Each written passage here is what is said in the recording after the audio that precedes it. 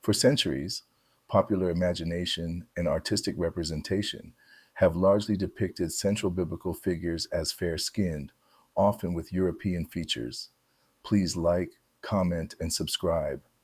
This pervasive imagery has shaped our understanding of ancient history and religious narratives. However, a critical examination of biblical texts, historical context, and linguistic evidence suggests a profoundly different reality. This presentation aims to provoke a re-evaluation of these long-held assumptions. We will explore the compelling arguments that Moses, Adam, and Solomon, far from being light-skinned, were likely individuals of dark complexion, consistent with their geographical and historical origins.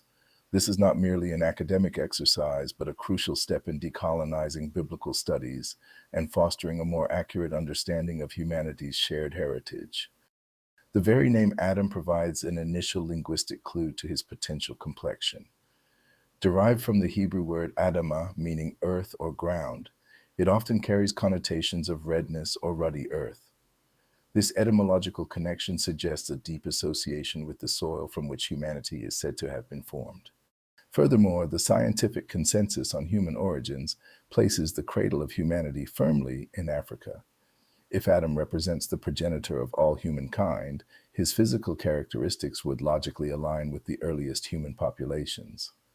These early populations, originating in equatorial regions, were undeniably dark-skinned, a natural adaptation to intense solar radiation. The concept of Adam as the first human, therefore, inherently links him to the ancestral lineage of dark-skinned peoples. To depict Adam otherwise is to disregard both linguistic nuance and the established scientific understanding of human evolution and migration patterns. This challenges the Eurocentric interpretations that have dominated religious art and theology for centuries.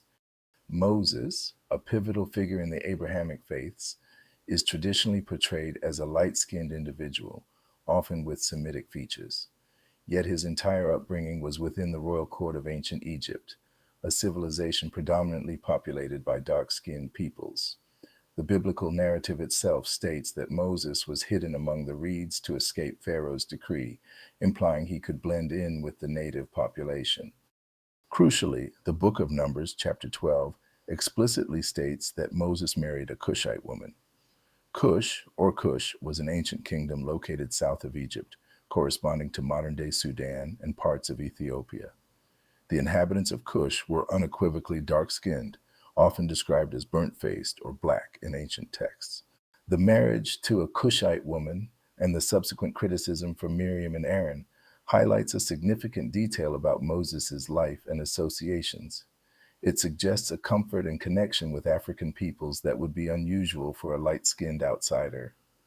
Moreover, the very possibility of Moses being mistaken for an Egyptian, as he was by the daughters of Royal in Midian, further supports the notion of his dark complexion. King Solomon, renowned for his wisdom and wealth, is another biblical figure whose traditional depiction warrants scrutiny. His reign marked a period of extensive trade and diplomatic relations, particularly with kingdoms to the south. The most famous of these interactions is his encounter with the Queen of Sheba. The Queen of Sheba, identified by many scholars with the ancient kingdom of Saba in modern-day Yemen and Ethiopia, was undoubtedly a ruler of African descent.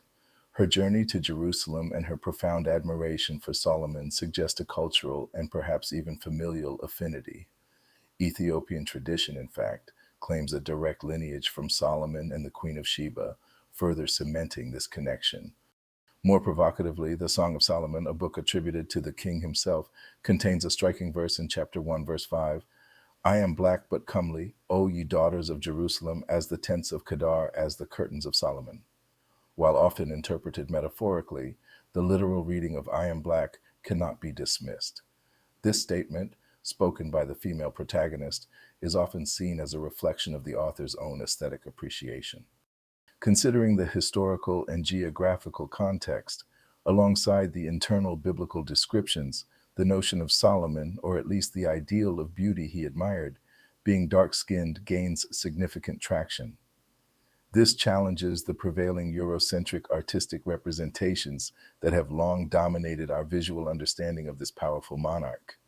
The arguments presented regarding Adam, Moses, and Solomon are not mere speculative claims, but are rooted in textual analysis, historical context, and linguistic evidence. By examining the etymology of names, geographical origins, marital alliances, and direct biblical descriptions, a compelling case emerges for the dark skinned ancestry of these foundational figures. This reevaluation is crucial for several reasons. Firstly, it promotes a more historically accurate understanding of the biblical world, moving beyond anachronistic and culturally biased depictions. Secondly, it challenges the pervasive Eurocentrism that has often marginalized the contributions and presence of people of color within religious narratives. Finally, acknowledging the potential dark skinned heritage of these figures offers a powerful and affirming message to communities of color worldwide. It underscores the deep and ancient connections between African peoples and the foundational narratives of Abrahamic faiths, fostering a more inclusive and representative understanding of religious history. This discussion is not about race in a modern sense, but about historical accuracy and the profound implications of reclaiming a more truthful narrative.